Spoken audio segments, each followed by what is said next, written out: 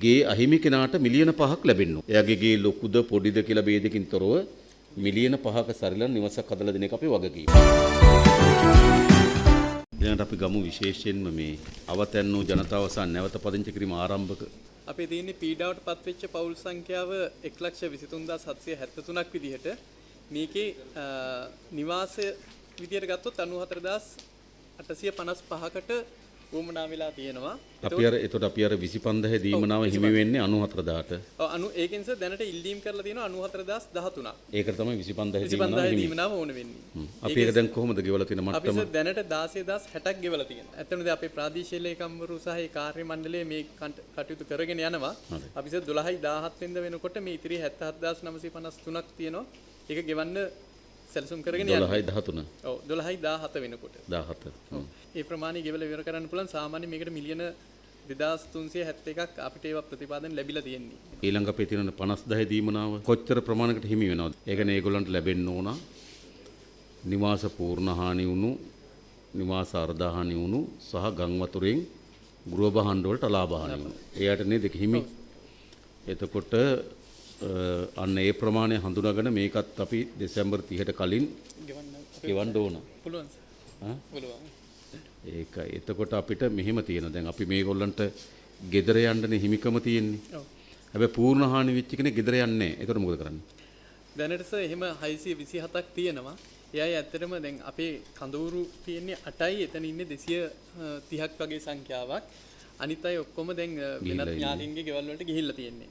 දැන් මේ 627ට අපි පහුගිය දවස්වලදී මේ අපේ රාජ්‍ය පරිපාලන ඇමතුමා එක්කත් අපි මේ පොඩ්ඩක් ෆීල්ඩ් එකේ ගිහිල්ලා බැලුවා. සමහර තැන්වල අපි ඉඩම් හඳුනාගත්ත ඒවා තියෙනවා. දැන් ඒකත් හඳුනා ගනිමින් යනවා අපේ ප්‍රාදේශීය ලේකම්වරු. සමහර අය කැමති, සමහර අය කැමති නෑ. නමුත් අපි ඔප්ෂන් දෙක දැන් දෙන්න පුළුවන්. ඉඩමක් රජයෙන් ගන්නේ නැත්තම් මිලියන 5ක් දෙන්න පුළුවන් නේ. එතකොට සමහරක් වෙලාවට සමහර අය වෙන තැන් වලට යන්න එකඟ වෙයි. හැබැයි මේ වගේ පළාත්වල මම හිතන්නේ රජයේ ඉඩම් හඳුනාගෙන ඒ රජයේ ඉඩම් වල පදිංචි කිරීම තමයි වැඩසටහනට දියත් කරන්න ඕනකම තියෙන්නේ නේද?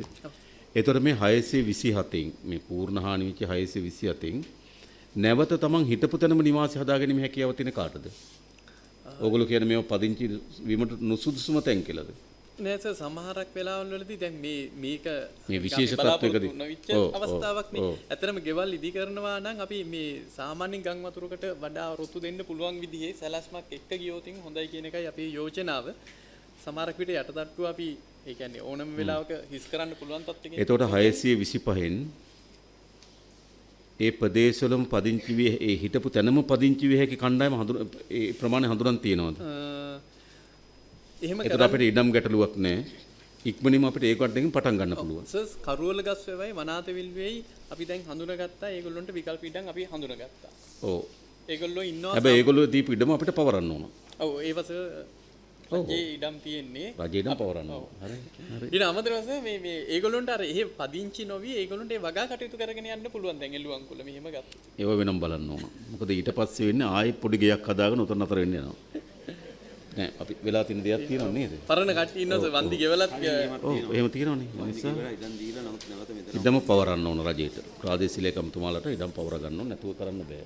ඉඩම විශාලයි නම් අපි බලමු වගාවට ප්‍රමාණ නැත්තම් මේක කරන්න බෑනේ. වගාවට විතර අපිට තියෙන්නේ මෙහෙම. අපිට තියෙන්නේ ඉස්සලම කැටගරි එකක් ඕගොල්ලන්ට හදන්න පුළුවන් නම් හිටපු තැනම නිවාසය හදාගන්න පුළුවන් කණ්ඩායම ඉන්නවනම් අපිට ඒගොල්ලන්ට පුළුවන් මාසික රුපියල් 25000ක දීමනාවක් දීලා මාස 6ක නිවාස කුලියත් එක්ක යට කුලියට ගෙදරකට යවන්න. ඊට පස්සේ යාට ඉඩමෙම ගේ හදාගන්න අපිට ලක්ෂ 50 අධීර 3කින් දෙන්න පුළුවන්. ඒතර මම හිතන්නේ 627න් ඒ ප්‍රමාණය ඉක්මනින්ම කඩිනමින් බේරන්න පුළුවන්. ඒතර අපි ඒක ඉක්මනින් බේරමු. කොතනින් හරි මේක නැත්තම් පටන් ගන්න එපා. ඊළඟ අපිට තියෙන මොකද්ද? අපි ඉඩමක් හොයාගෙන ඒගොල්ලන්ට දෙන එක. ඒතර ඒක ඉඩම් පවරගෙන නේද?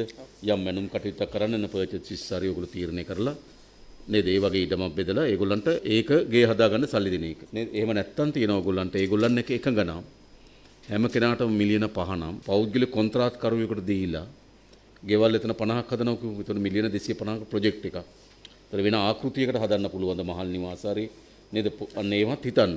හැබැයි අපි අර ගේ අහිමි කෙනාට මිලියන 5ක් ලැබෙන්න ඕන. එයාගේ ගේ ලොකුද පොඩිද කියලා ભેදකින් තොරව මිලියන 5ක සරිලන නිවසක් හදලා දෙන එක අපේ වගකීම. ඒකනේ අපි තියෙන්නේ නේද? එයාගේ ඉඩම දෙනවද? රජයේ ඉඩමක් දෙනවද? රජයේ ඉඩමක් නොමැති නම් තමයි අපි යාට මිලියන 5 දක්වා දීමනාවක් දෙන ඉඩමක් මිලදී ගන්න. අපේ පළමු කැමැත්ත තියෙන්නේ රජයේ ඉඩම මෙයා පදිංචි කරන එක. අරක රජයේ ඉඩමද පුද්ගලික ඉඩමද කියන එක තෝරා ගැනීමක් නෙවෙයි. ඒක අපි විසින් ගන්න තීරණයක්. නෑ රජයේ ඉඩමක් තියෙනවා රජයේ ඉඩමට එන්න ඕන. රජයේ ඉඩමක් අපි කියන අපිට සපයන්න බැරි නම් තමයි අපි අනිත් යෝජනාව දෙන්න ඕන. නේද? ඇත්තටම සමහර කෙනෙක් කියනවා මෙහෙම යාට මිලියන 5ක් දීලා ගෙයක් මිලදී ගන්න පුළුවන් කොහේ හරි තැනක. එයාලා ඇස්සි මිලියන 5කට ගෙයක් මිලදී ගන්න. අපි ඒකට කෙලින්ම මිලියන 5 දීලා එයාට ගේ මිලදී ගන්න දෙමු. ඒතර අධීර තුනට යන්න ඕනේ නැහැ. එයා කියනවා මම මෙහෙම ගෙයක් තියෙනවා මම ගේ මිලදී ගන්න මට එතෙන්ට යන්න පුළුවන් කියනවනම් අපි යාට මිලියන 5 එකපාර රිලීස් කරනවා එයාට ගේ ගන්න. මිලියන 5ට පොඩක් අඩු වුණත් කමක් නැහැ. අපි මිලියන 5 දෙමු යාට. ඒතර එයාට එතකොට අපිට එකපාරම. ඒතර ඒ ප්‍රශ්නේ ඉක්මනින් බේරේ. ඒතර එයා සල්ලි දීලා ගෙයක් ගන්නවා. අපි මිලියන 5 යට දෙනවා. ඒක තමයි හිත ලේසිම එක බේරන්න. දෙවෙනි එක තමයි අපි එයාගේ ඉඩම ගේ හදාගන්න අර අධීර තුනකින් ලක්ෂ 50 දෙන එක. ඊළඟ එක තමයි රජයේ ඉඩමත් තෝරලා ඉතා ඉක්මනින්ම රජයේ ඉඩම් ටික තෝරලා මේගොල්ලන්ට ගෙවල් දෙන එක. ඊළඟ එක තමයි අපිට ඉඩම් නැත්නම් යට ඉඩමක් මිලදී ගැනීම සඳහා දීමනාවක් දෙන එක. අන්න ඒ විදිහට මම හිතන්නේ කොටස් හතරක් තියෙනවා. ඒ හතරෙන් නේද? 1 2 3ට ප්‍රමුඛතාවය දෙන්න. හැබැයි ඉක්මනින් පටන් ගන්න ඕනේ මේගොල්ලෝ. තාමත් මේ කඳවුරු වල තියන් ඉන්න බැහැනේ. ඒ නිසා මම හිතන්නේ ගෙවල් අහිමි වුණු අයට 25000 දීමනාව දෙන්න ජනවාරි වල ඉඳන් රුපියල් 25000 නිවාස කුලිය දීලා පටන් ගන්න. යවන්න.